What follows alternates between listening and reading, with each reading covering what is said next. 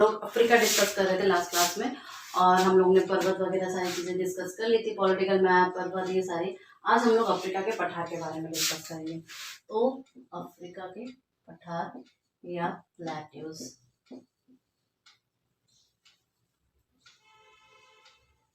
ठीक है।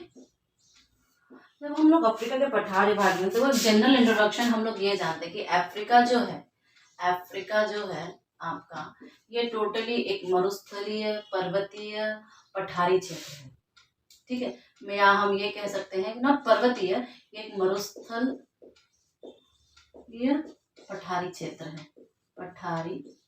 है, राइट। यानी कि desert kind of plateau region है। तो यहाँ पे हमें अपलिफ्टमेंट मिलते हैं बहुत सारे। आप जब मैप देखोगे, 3D स्ट्रक्चर मैप आप ऑनलाइन आराम से देख सकते हो, तो यू कैन सी। इवन हम लोग जब डिस्कस करेंगे तो हम आपको भी दिखाएंगे। तो अगर आप मैप देखना चाहते हो तो यहाँ पे आपको बहुत सारे पठार मिलेंगे। ऐसे तो आप मैप में देखोगे, but when I draw a रफली diagram just like this way, ठीक है। अगर हम कुछ इस टाइप का देखना चाहें, सो सी यहाँ पर आपको क्या मिलेगा, सहारा वाला पार्ट, राइट। सहारा वाला मरुस्थल, जो कि सबसे बड़ा डेजर्ट काइंड ऑफ मरुस्थल है। और यहाँ पे आपको क्या मिलेगा, ये जो पार्ट है आपका, ये आपका गिनी उच्च भूमि का है, ठीक है। तो हम यहाँ पे अगर पठारों के बारे में डिस्कस करना चाहें, पठार या प्लेटू, तो यहाँ पे आपको बहुत सारे मिलेंगे। जैसे कि यहाँ पर आपको क्या मिलेगा, यहाँ पर आपको गिनी उच्च भूमि मिलेगी, गिनी हाईलैंड्स उच्च भूमि, राइट।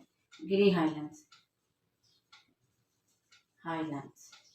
ओके, गिनी हाईलैंड्स मिलेगा, ठीक। फिर यहाँ पे डायरेक्ट आपको क्या मिलेगा, जोस का पठार, जोस प्लेटू, ठीक है, जोस प्लेटू मिलेगा, ठीक है। इस रेंज में जो आपको मिलेगा वो आपको ईस्टर्न प्लेटूज मिलेगा, ईस्टर्न प्लेटूज।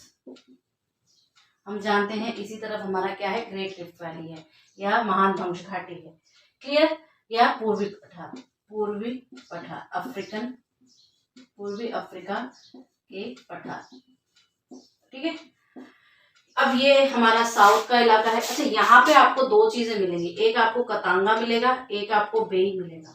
कतांगा, ये आपको बेई प्लेटू मिलेगा, ठीक है।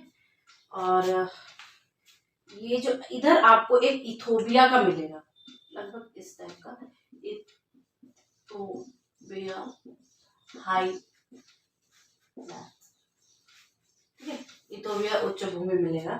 और यहाँ पर ये डायरेक्ट आपको यहाँ पर ग्रेट कारू मिलेगा, ग्रेट कारू या वृहत कारू, ठीक है। बीच बीच में और भी जितने भी पठार आएंगे हम लोग उसका भी बारे में बात करेंगे। लेकिन गिनी उच्च भूमि में क्या है, एक आपका फाउटा जालौन मिलता है। क्यों, यहाँ पे क्या है, फाउटा जालौन, ठीक है। और यहीं पे आपका क्या है, लोमा पर्वत भी है। तो फाउटा जालौन का पठार जो है यहीं पर मिलेगा आपको, इस गिनी हाईलैंड्स के भीतर ही है। बाकी ये आपका सहारा मरुस्थल है, तो हम लोग डिटेल में मैप में आपको आप देख सकते हो। तो जब 1 by 1 डिस्कस करेंगे, तो सबसे पहले हम क्या डिस्कस करेंगे, गिनी हाईलैंड्स या गिनी उच्च भूमि। अब इसकी क्या विशेषता है, कोई मुझे बताओ। सी, जब हम गिनी हाईलैंड के बारे में डिस्कस कर रहे हैं, तो यहाँ पर तो पहले आप देखोगे कि कौन कौन से देश यहाँ पे फैले हुए हैं, आप मैप में ये सारी चीजें देख सकते हो। लेकिन अगर हम इसके कुछ इंपॉर्टेंट पॉइंट्स के बारे में डिस्कस करें, तो देखो, जब हम लोग पठारी क्षेत्र पढ़ रहे थे तब भी मैंने गिनी के बारे में बोला था आपको, यहाँ पे कौन कौन सी चीजें हैं।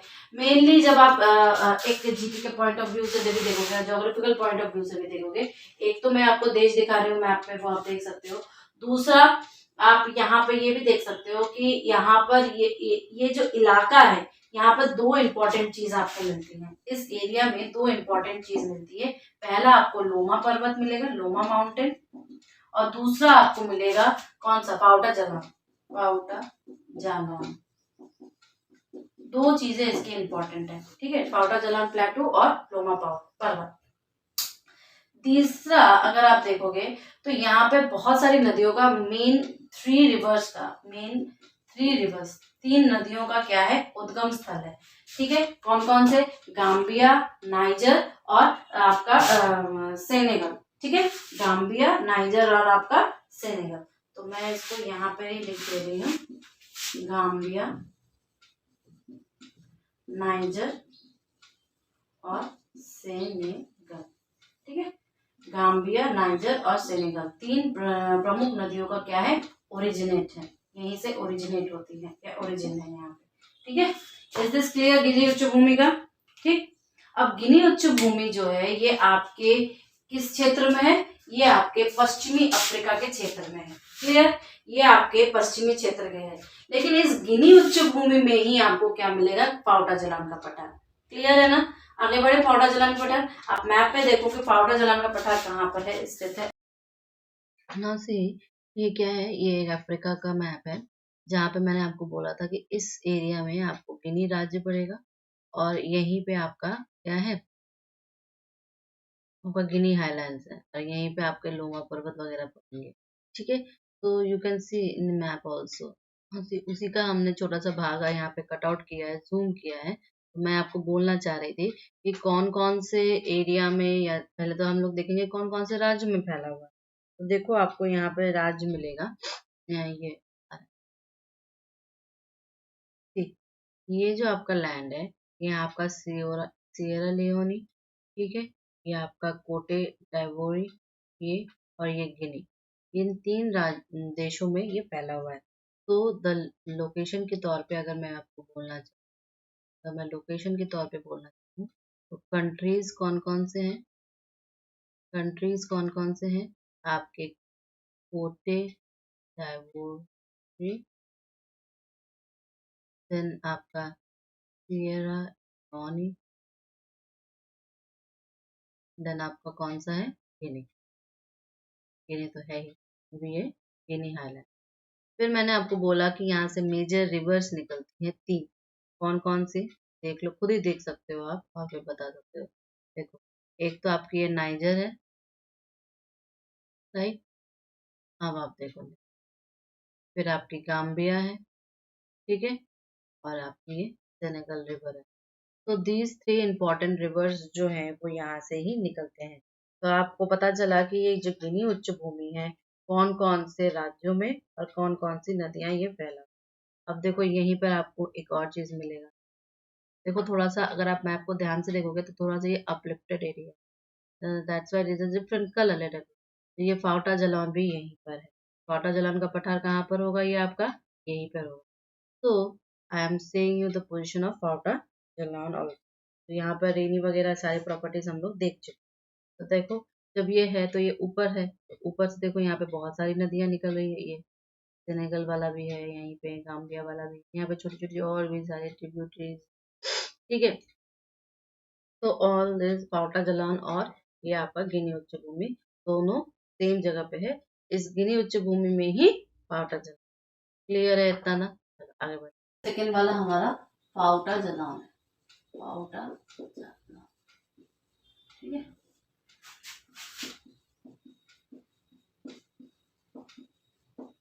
अब ये फाउटा जलान इंपॉर्टेंट क्यों है। फाउटा जलान 2-3 चीजों के लिए इंपॉर्टेंट है, फिर मैं उसको लिखूंगी। एक तो आप जानते हो कि इसकी पोजीशन कहाँ है, ये अफ्रीका के पश्चिमी साइड में स्थित है। तो हम लिख सकते हैं कि ये स्थित, अगर हम इसके लोकेशन की बात करें, लोकेशन या पोजीशन की बात करें, स्थिति की बात करें, तो कहाँ पर होगा ये आपका पश्चिमी अफ्रीका, पश्चिमी या वेस्टर्न अफ्रीका, वेस्टर्न अफ्रीका के कहाँ पर, गिनी, गिनी हाईलैंड्स में, गिनी हाईलैंड्स में। ठीक है, दूसरा, पहला पॉइंट ये हो गया। दूसरा पॉइंट, एक्चुअल में ये पठार की जो पोजीशन है ये क्या है, कोस्टल, इस साइड में आपका क्या है, कोस्टल रीजन है, कोस्टल रीजन, कोस्टल रीजन के पास नियर, यानी कि तटीय क्षेत्र के नियर, तटीय क्षेत्र जो है उसके पास है। जब ये तटीय क्षेत्र के पास है, दैट मीन्स कि सीधा सीधा रिजल्ट ये निकल रहा है कि यहाँ पे वर्षा अधिक होगी, वर्षा अधिक है। हाँ, अधिक मतलब आप वर्षा का कंपैरेबल अधिक रेंज में, दूसरे के रेंज में यहाँ पर अच्छा क्षेत्र है। अब देखो इस पठारी क्षेत्र में जब ये पठार है तो कुछ इस टाइप की भूमि होगी। जब वर्षा अधिक है तो यहाँ पर क्या है, बहुत सारी नदियां बहेंगी, राइट। यहाँ पर क्या होगा, बहुत सारा आपका, यहाँ पे बहुत सारी नदियां बहेंगी। जब ये बहुत सारी नदियां बहेंगी तो यहाँ पर इसको कंपेयर किया गया है कि दो चीजें इंपॉर्टेंट है। क्या कंपैरिजन ये है कि इसको पहले बार स्विट्जरलैंड कहा गया है। स्विट्जरलैंड, किसका स्विट्जरलैंड कहा गया है? स्विट्जरलैंड किसका? अफ्रीका का, अफ्रीका स्विट्जरलैंड। क्यों? क्योंकि यहाँ पे बहुत सारी नदियां मिलती है और हम जानते हैं कि यूरोप में जो स्विट्जरलैंड है वहां पर वो नदियों का बहुत ज्यादा नदियां वहां से बहती हैं या नदियां निकल जाती हैं वहां से। सो फॉर दैट रीजन एक तो इसको अफ्रीका का स्विट्जरलैंड कहते हैं। तीसरा इसको क्या कहेंगे? इसको जल विभाजक कहते हैं, जल विभाजक। क्यों? बिकॉज ये जो है यहाँ पे बहुत सारी नदियां पूर्व से पश्चिम की ओर बहती हैं। जल विभाजक या water divider, water divider. Why? Because यहाँ से पूर्व पश्चिम से बहुत सारी नदियां निकलती हैं and since for that region only ये एक अपवाह तंत्र की तरह काम करता है। ठीक है, अफ्रीका के एक अपवाह तंत्र की तरह या ड्रेनेज सिस्टम की तरह काम करता है। That is the reason that it is called जल विभाजक या वाटर डिवाइडर। क्लियर है? स्विट्जरलैंड कहते हैं, जल विभाजक कहते हैं, बहुत सारी धाराएं निकलती है तो यहाँ पे रेनफॉल पर्याप्त होता है। ठीक है, वर्षा अधिक या rainfall sufficient, rainfall sufficient. Rainfall sufficient हो गया। क्लियर है? और कोई पॉइंट है जो हमारा छूट रहा है? नहीं, राइट। सो गिनी उच्च भूमि में ही आपका पावटा जलन का पठार स्थित है और ये पठार की पोजीशनिंग आपकी लेफ्ट हैंड साइड है। कोस्टल रेंज की वजह से यहाँ पे सफिशिएंट रेनफॉल होता है। नेक्स्ट आ जाओ कतांगा का पठार। मैप में देखिए कतांगा का पठार या कतांगा प्लेटो।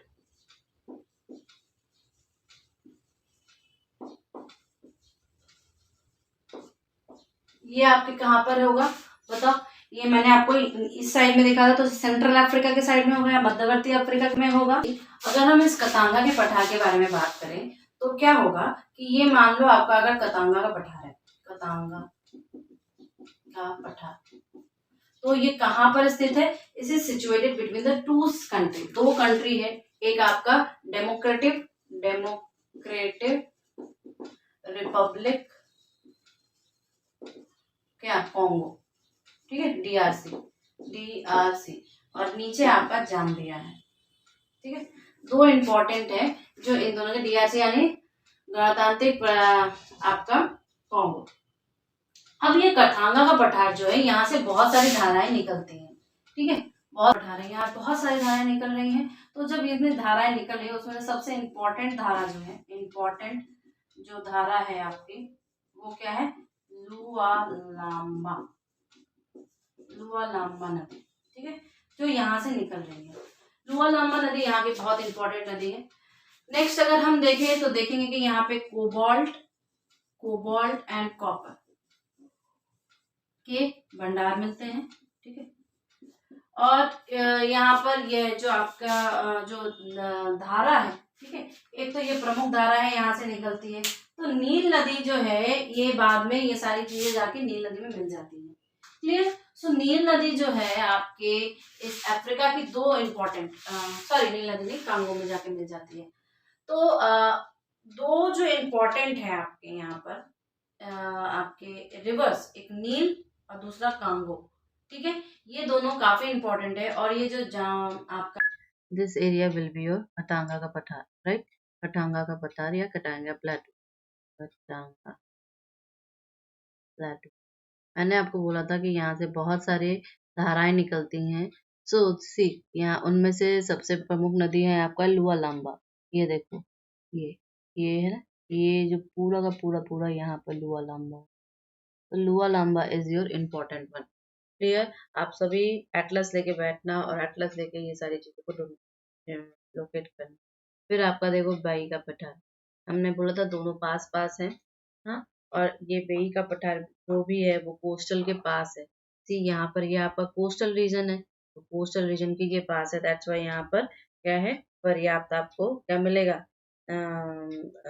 दलदली भूमि वाला जो क्षेत्र मैंने आपको बताया था, जाम्बेजी नदी निकलती है। तो see you can see the rivers also and the plateaus also and your Victoria fall. जब हम लोग फॉल पढ़ेंगे तो आप यहाँ पे फॉल्स भी देखोगे। ये देखो आपकी जाम्बेजी, ये ये आपकी ये एंटायर बेई का पठार। क्लियर है? इतना सबको क्लियर है? तो आगे बढ़ चलो।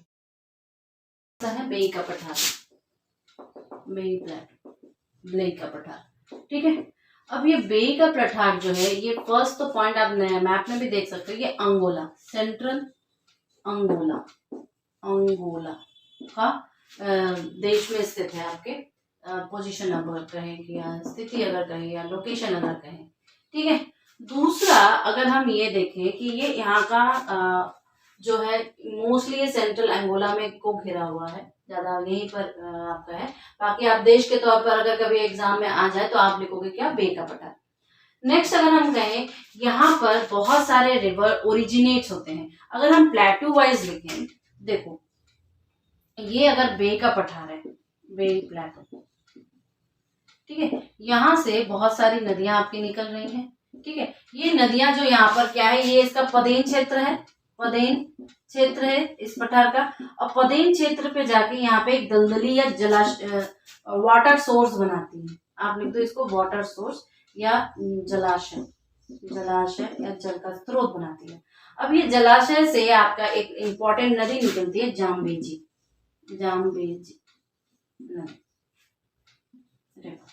क्लियर, जाम्बेजी रिवर यहाँ से निकलती है। तो व्हाट आई विल से कि ये जो जलाशय आया, जलाशय से निकलती है, प्लस यहाँ पे इंपॉर्टेंट रिवर्स भी ओरिजिनेट होती हैं। ठीक है, रिवर्स ओरिजिनेट या रिवर्स का उद्गम स्थल है। यहाँ पर 3 इंपॉर्टेंट आप देखोगे, एक तो आएगा कुनेने, दूसरा आपका आएगा कुआंजा, और चौथा आज का आपका तीसरा आपका आएगा, सॉरी, ये आ जाएगा आपका वांगो। ठीक है, ये 3 जो है ये आपके रिवर्स हैं जो आपके बेई प्लेटू से आते हैं।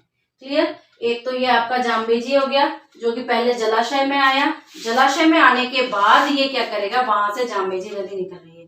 तो बे का पठार का पोजिशनिंग आप देख चुके हो, राइट। बे के पठार के पोजिशनिंग में कोई नहीं है। अब स्थिति कहाँ पर है, ये अंगोला में है। ठीक है, इसकी स्थिति वाइज क्या है, ये अंगोला। लेकिन अब एक बात याद रखना कि ये जो आपका बे का पठार हो गया या आपका आपका जो साउथ के साइड में आपके कुछ ये आपका एक्चुअली जब पोजिशनिंग देखोगे तो पास में इसके क्या है, पास में इसके अभी हमने क्या देखा, कतांगा देखा, राइट। तो बेई का पठार और कतांगा आप लोकेट करो तो आपको इजीली पता चलेगा कि ऑस्ट्रेलिया में, आपके अफ्रीका में कितने ज्यादा पठारी भाग कितना ज्यादा है। तो बे का पठार में बस आपको इतना ही याद करना है कि एक तो यहाँ पे बहुत सारी नदियां निकलती हैं, और एक चीज इंपॉर्टेंट है कि यहाँ पर आपको बॉक्साइट के भंडार मिलेंगे। बे के पठार में आपको क्या मिलेगा, बॉक्साइट का भंडार मिलेगा। ठीक है, तो देश के तौर पे कहाँ पर इसकी पोजीशनिंग है, अंगोला, नदियां यही निकल गई, जलाशय निकाला, जलाशय से जाम्बेजी नदी निकल गई और बॉक्साइट निकल गया, इतना ही है। इसके बाद आप आ जाओ इथोपिया, इथोपिया हाईलैंड्स, ठीक है, या इथोपिया, इथोपिया उच्च भूमि, उच्च भूमि।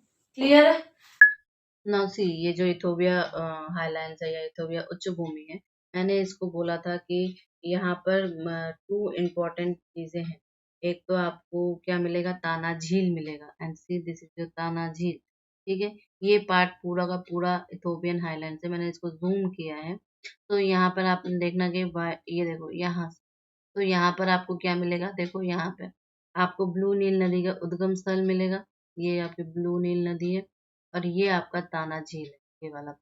तो इथोपियन हाईलैंड्स भी, इथोपिया जो हम लोगों ने पूरा पढ़ा था, इथोपिया के बारे में फर्स्ट क्लास में करंट अफेयर्स भी देखा था, आप देख सकते हो। फिर यहाँ पर आपको और भी बहुत सारे झील मिलेंगे, आप जब जिसको ढूंढोगे तो आपको मिलता जाएगा। ठीक है, ये नीचे वाले पार्ट से कभी भी कंफ्यूज मत होना। नीचे वाला पार्ट क्या है आपका, अभी ग्रेट रिफ्ट वैलीज जहाँ पर है, ये आपका ईस्टर्न है। ठीक है, जबकि ये वाला अलग पार्ट। तो यू कैन सी दैट ये आपका ब्लू जो नील नदी है, इसका क्या है, उद्गम स्थल है। ठीक है, आगे बढ़ते हैं। हाईलैंड्स का एक और भी नाम है, इसका नाम है एबिसिनियन हाईलैंड्स। ठीक है, हाईलैंड्स। दूसरा अगर हम देखें तो ये एक्चुअली इसको रूफ ऑफ अफ्रीका भी कहते हैं, रूफ ऑफ अफ्रीका या अफ्रीका की छत, अफ्रीका की छत। ठीक है, क्यों इसको अफ्रीका की छत कहते हैं?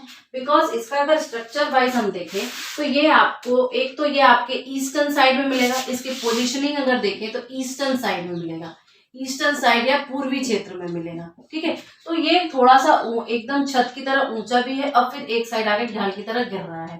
ठीक है, तो आप जब इसकी पोजीशनिंग 3D स्ट्रक्चर में देखोगे तो कि छतनुमा है, तो इसको रूफ ऑफ अफ्रीका कहते हैं। सेकेंड थिंग, अगर हम इसकी पोजीशन अब जब ईस्टर्न बता ही दिया है तो ये आपके सेंट्रल प्लस नॉर्थन, ठीक है, सेंट्रल प्लस आपका नॉर्दर्न इथोपिया में आएगा, इथोपिया प्लस आपके इथ्रिया में आएगा, इट्रिया। ठीक है, इट्रिया में आएगा, इट्रिया में एकदम नॉर्थ मोस्ट पार्ट जो है, तो इन दोनों देशों को मिलकर ये आपका इथोपिया का हाईलैंड्स है, पूर्वी अफ्रीका में है, इसको रूफ ऑफ अफ्रीका कहते हैं। प्लस यहाँ पर एक इम्पॉर्टेंट चीज ये है कि यहाँ पर आपका जो रेनफॉल है सफिशिएंट होता है, या वर्षा जो है यहाँ पर सफिशिएंट होती है, साथ में 3 कल्टीवेशन देता है, कल्टीवेशन यानी कि कृषि का जो एक साल में 3 कृषि हार्वेस्ट करेगा, कल्टीवेशन के तौर पर 3 हार्वेस्ट देगा। ठीक है, 3 आपके सीजन्स देंगे यहाँ पर। क्लियर है इतना? इज दिस क्लियर और नॉट? टेल मी, इतना तो सबको क्लियर है ना? तो ये आपका इथोपिया हाईलैंड्स का मेन पॉइंट था। अब आप आगे देखते हैं हम लोग इथोपिया का हाईलैंड है, ये एक्चुअली 2 पार्ट्स में डिवाइड है, इथोपिया उच्च भूमि एक्चुअल में 2 भागों में डिवाइडेड है। कैसे 2 भागों में डिवाइडेड है ये देखते हो आप। पहली बात तो ये आपको कहीं कहीं मिलेगा कि आपकी नील नदी, ये आपकी ताना झील और साथ में आपका ब्लू नील नदी, यहीं पे लिख दो प्लस ब्लू नील नदी, ताना झील और ब्लू नील नदी यहीं से ओरिजिनेट्स होती है, क्लियर है, यहीं से ओरिजिनेट होगी। लेकिन जब हम इसका डिवीजन करेंगे ना तो एक आपको मिलेगा नॉर्थ वेस्टर्न और दूसरा आपको क्या मिलेगा? साउथ ईस्टर्न यानी कि दक्षिण पूर्व भाग मिलेगा, और ये आपको मिलेगा उत्तर पश्चिम। ठीक है, अब इन दोनों को अलग अलग नाम से जानते हैं। इसको नाम से जानते हैं एबिसिनियन मैसिव, ठीक है, एबिसिनियन मैसिव, और यहाँ पर इसको हम लोग जानते हैं हरार मैसिव, इन 2 नामों से जानते हैं। लेकिन इन दोनों के बीच में इथोपिया का एक रिफ्ट वैली यहाँ पर आपको मिलेगा। ठीक है, यहाँ पर आपको क्या मिलेगा? इथोपिया का रिफ्ट मिलेगा या इथोपिया का भ्रंश मिलेगा, ठीक है, इथोपिया का भ्रंश मिलेगा इन दोनों के बीच में। और इस भ्रंश में आपको बहुत सारे सॉल्ट लेक्स मिलेंगे, सॉल्ट लेक्स यानी कि लवणीय झीलें मिलेंगी, लवणीय झील मिलेंगी। क्लियर है? ये थोड़ा सा डायग्रामेटिक आप लिखोगे तो आपको थोड़ा सा अच्छा लगेगा। साथ में जब यहाँ पर है तो आपको क्या मिलेगा? इस साइड में आपको सिमियन नेशनल पार्क मिलेगा या राष्ट्रीय उद्यान मिलेगा, ठीक है, नेशनल पार्क। और यहाँ पे आपको क्या मिलेगा? बाले नेशनल पार्क, बाले नेशनल पार्क। इतना क्लियर है ना? ये जो इथोपिया उच्च भूमि है ये काफी इंपॉर्टेंट है नदियों की दृष्टि से, इसकी जो रिफ्ट वैली है वहां पर, और साथ में यहाँ पर आपका ये जो झीलें निकल रही हैं कहाँ पर इसकी पोजीशनिंग है, ये इतना लिख दोगे तो सफिशिएंट है। और कुछ आपके जीके के जो प्री वगैरह में क्वेश्चंस भी इसी से यहाँ से ही भीतर से ही पूछे जाते हैं। नेक्स्ट देखो, एक चीज मैं कहूंगी यहाँ पर कि जब हम लोग अफ्रीका का नदी वगैरह पढ़ेंगे तो आपको झीलें और वहां पे मिले डैम्स भी ज्यादा क्लियर होंगे। इतना अगर आपको नहीं लग रहा है तो हम लोग रिफ जब नदियां पढ़ेंगे तो आपको और भी ज्यादा अफ्रीका के बारे में एक्सप्लोर करने का मौका मिलेगा। राइट, हमने पहले भी क्लास में आपको कहा है कि अफ्रीका जो है काफी डेवलप नहीं है, बिकॉज वहां पे लोगों के पास स्किल्स नहीं है, और इसका यही कारण है कि वो बहुत दिनों तक अंडर में था दूसरे देशों के। यू कांट बिलीव, लोग अभी भी वहां पे फ्रेंच बोलते हैं। तो जो भी बिजनेस वगैरह वहां पे जाके करते हैं उनको पहले फ्रेंच सीखना पड़ता है, and then they can able to talk. क्यों? क्योंकि पेन का वहां पर शासन बहुत दिनों तक था। बट अफ्रीका में अगर आप और भी कॉन्टिनेंट को देखो तो अफ्रीका में आपको रिसोर्सेज बहुत ज्यादा है, उनके पास भंडार बहुत ज्यादा है, but they can't able to use. अगर रिचनेस की बात करें तो वो काफी अमीर और डेवलप देश हो सकता था अगर वो सही टाइम पे सारी चीजों को डेवलप करें। तो I will say the future is establish in Africa. आप नदियों को देखो, आप हाइड्रो इलेक्ट्रिसिटी प्रोजेक्ट्स को देखो, वहां पर सबसे ज्यादा विद्युत जल विद्युत पैदा करने की शक्ति है उनके पास। उनके पास जोहानसबर्ग है, ठीक है। उनका साउथ अफ्रीका काफी डेवलप्ड है, जहाँ पर हीरे की सोने की सारी खदानें हैं। वहाँ पठारी क्षेत्र है, पठारी क्षेत्र है, इसका मतलब ही वहां पर खनिज है। So if anybody says Africa is the mother, it is not wrong. आप नहीं, गलत नहीं ठहरा सकते अगर आपको कोई कहे कि अफ्रीका मदर है, बिकॉज उसके पास बहुत कुछ है। बस उसकी किस्मत ये खराब है कि उसको डेवलपमेंट नहीं मिला, they are not skilled. So I hope in future they develop themselves और वहां पर डेवलपमेंट बहुत ज्यादा हो। यानी कि great Karoo black, great Karoo black.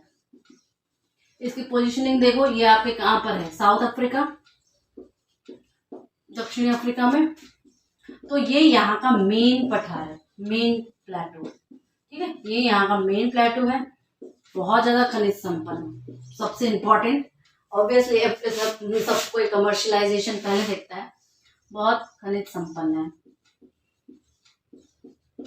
ठीक है। मानी मिनरल्स, कौन कौन से mineral? Gold, white gold. White gold क्या कहते हैं बताओ? प्लैटिनम, प्लैटिनम, ठीक है। फिर कोयला, हीरा, यहाँ पर सबसे ज्यादा मिलेगा आपको, ठीक है। सबसे पहले तो ये पॉइंट है। नेक्स्ट अगर हम ये कहें तो ये आपका साउथ अफ्रीका, ये सारी चीजें तो हो गई, परिस्थिति हो गई। अब लेकिन यहाँ पर जो अगर वेदर का देखो या आप जलवायु जो अगर देखो तो यहाँ पर क्या होगा? यहाँ पर शुष्क और आर्द्र, शुष्क और आर्द्र, शुष्क, आर्द्र, अर्धशुष्क, सॉरी, अर्धशुष्क, शुष्क और अर्धशुष्क जलवायु प्राप्त होती है। तो सफिशिएंट रेनफॉल वगैरह हो जाता है, लोग आराम से रह जाते हैं यहाँ पे। तो यहाँ पर आपको एक उद्यान मिलेगा, पार्क मिलेगा, जिसे हम लोग कारू पार्क कहते हैं, कारू पार्क, ठीक है। तो ये आपके कुछ इम्पोर्टेंट है, जोहानसबर्ग। अच्छा, यहाँ इस साइड में आपको क्या मिलेगा? ड्रेकन्सबर्ग पर्वत मिलेगा। क्या मिलेगा? ड्रेकन्सबर्ग माउंटेन मिलेगा, ठीक है। तो साथ में जब आप करते हो ना तो इन सारी चीजों को भी साथ साथ में देखते रहा करो। अच्छा, इसमें एक इम्पॉर्टेंट पार्ट ये आ जाता है कि ये जो आपका बृहद कारू है ना, ये एक चबूतरे नुमा रूप में है, ठीक है।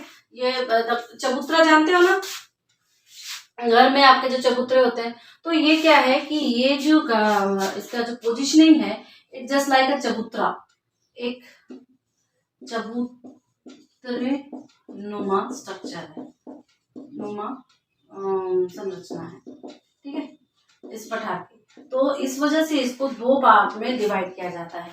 एक आपका उत्तरी साइड है, एक आपका दक्षिणी साइड है।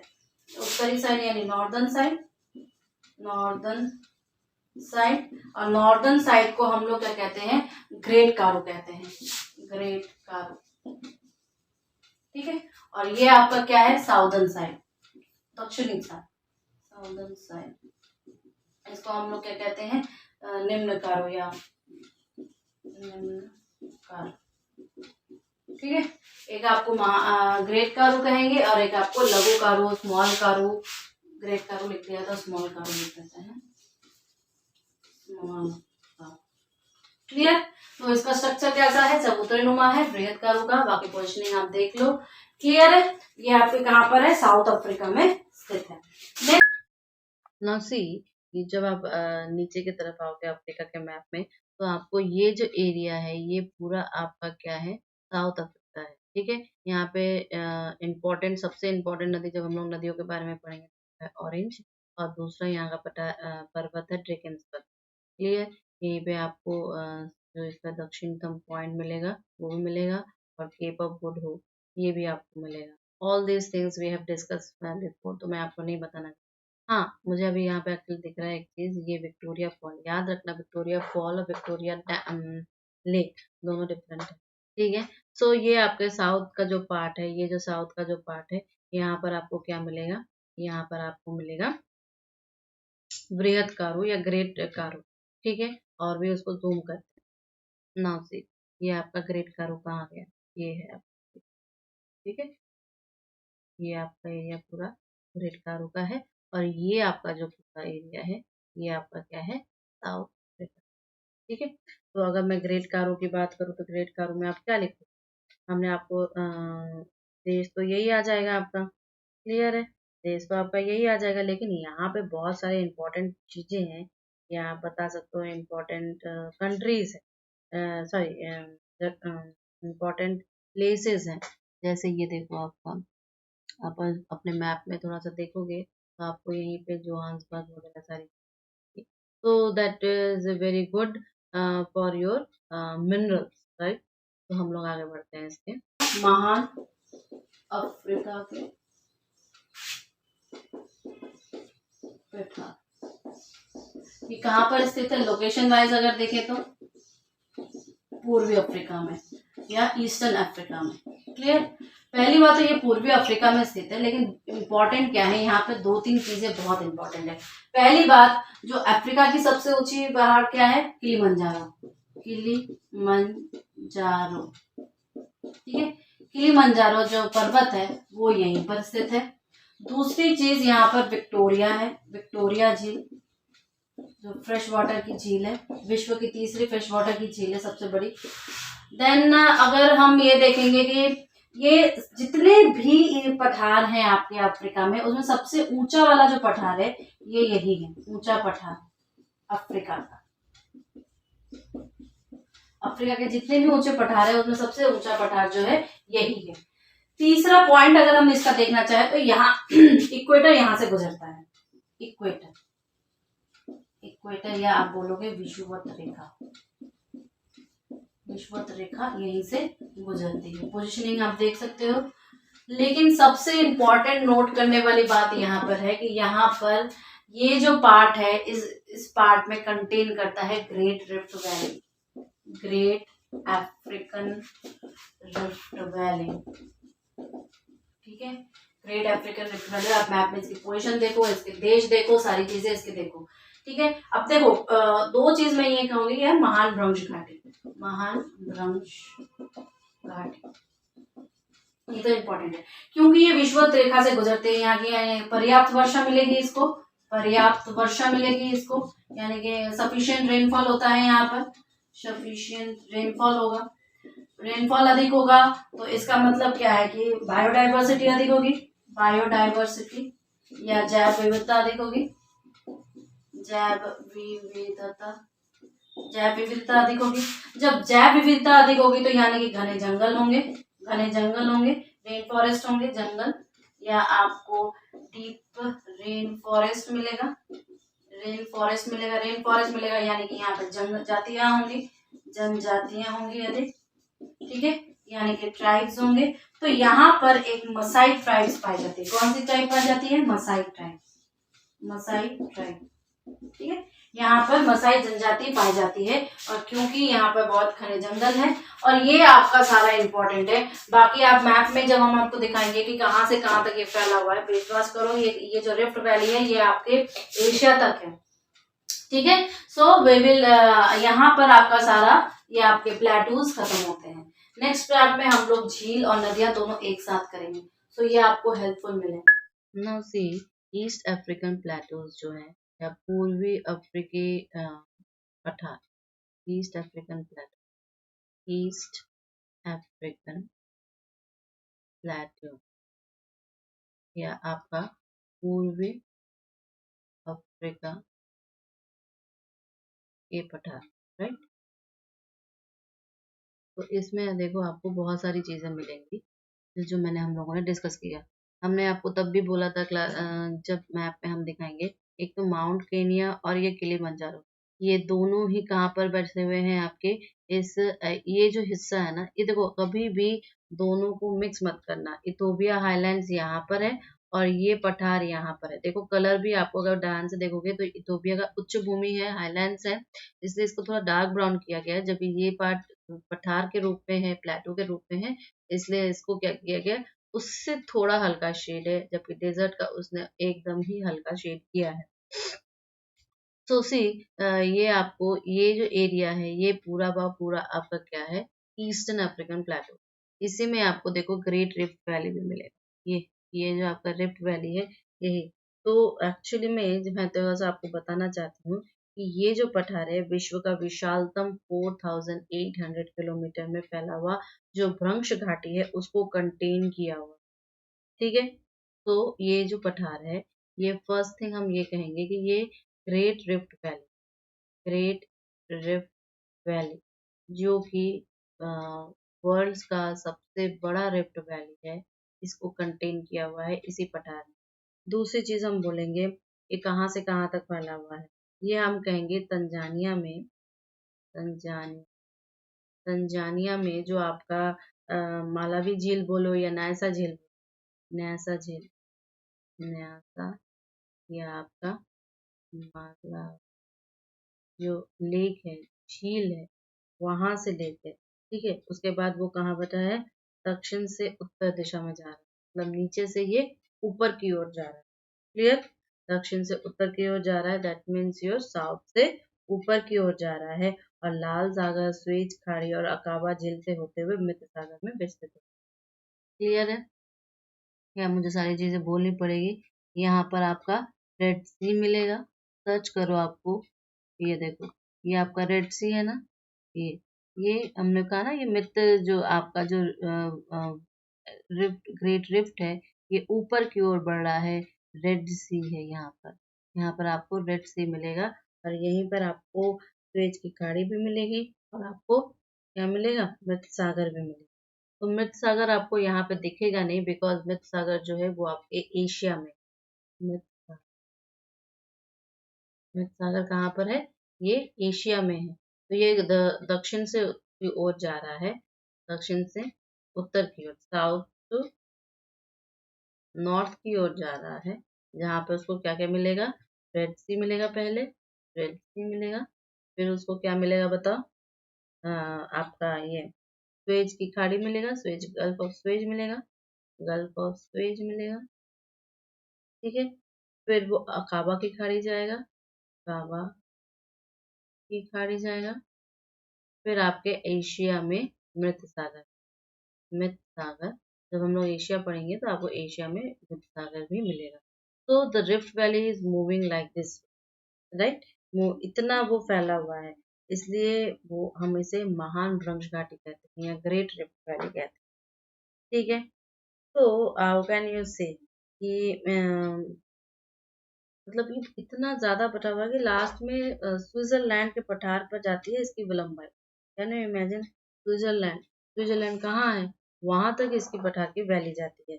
तो ग्रेट रिफ्ट के बारे में जानना बहुत जरूरी है, because it is really very biggest part, आपको इसके बारे में शायद लिखने को भी आ जाए। तो एक्चुअली में पहले क्या कहा जाता था कि ये जो अरब प्रायद्वीप है और ये अफ्रीका है, ये मध्य में जो लाल सागर है ना, वो इसी महान द्रोणी में। तो भ्रंश घाटी में आपको क्या मिलेगा, जो ये आपकी रिफ्ट वैली है, इसमें देखो आपको बहुत सारी झीलें मिलेंगी। देखिए कितनी सारी झीलें आपको मिल रही है। ठीक, ये मैंने बोला ना यहाँ से लेके ऊपर की ओर जा रहा है, तो देखो ये मिला, ये मिला, यहाँ पे भी मिला, सो ऑल दिस आपको झील बहुत ज्यादा यहाँ पे मिला। तो अरब प्रायद्वीप से लेके पूरा का पूरा अफ्रीका के मध्य तक लाल सागर में स्थित है आपके ये गिरभ्रंश। आप भ्रंश घाटी के बारे में और पढ़ोगे कि आपके ये रुडोल्फ झील है उसी के समीप ही आपका मिलेगा। तो रुडोल्फ झील आई डोंट थिंक कि यहाँ पे हमें दिख रहा है, आप मैप थोड़ा और बड़ा लोगे तो आपको रुडोल्फ झील दिख जाए। क्लियर है, तो this is a very beautiful and मैंने आपको पहले भी जितनी 2 क्लासेस थी या 2 क्लास उसमें अलग अलग इंफॉर्मेशन दी है रिफ्ट वैली। तो आप जरूर जानना ये कहाँ पर है, ये आपके पूर्वी अफ्रीकन प्लेटो में पड़ेगा। ठीक है, और इसी पूर्वी अफ्रीकन प्लेटो में भी जब हम लोग झीलें पढ़ेंगे तो यहाँ पे ग्रेट लेक्स ऑफ अफ्रीका भी, ठीक है, तो हम लोग उसको भी डिस्कस करेंगे वहाँ।